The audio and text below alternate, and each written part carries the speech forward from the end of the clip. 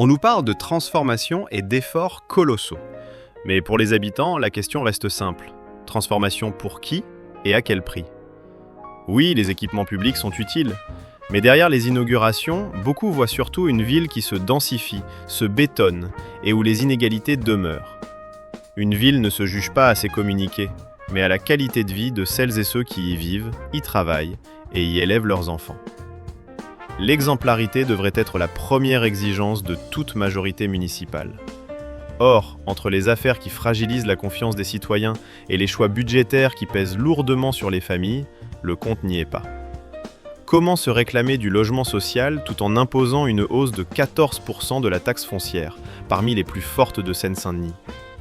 Derrière cette augmentation, ce sont tous les habitants qui seront touchés, les propriétaires directement, les locataires indirectement à travers les loyers et les charges. Face aux défis sociaux, écologiques et démocratiques, les Drancéennes et les Drancéens attendent mieux que l'autosatisfaction permanente.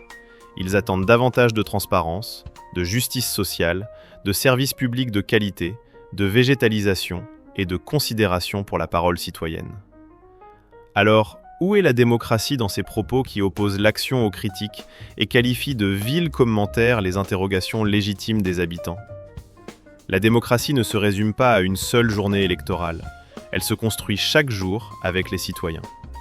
La critique constructive n'est pas un obstacle à l'action. Elle en est une exigence.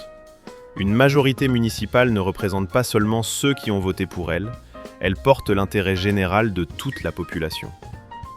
Être responsable, c'est entendre, respecter, proposer, construire et agir ensemble.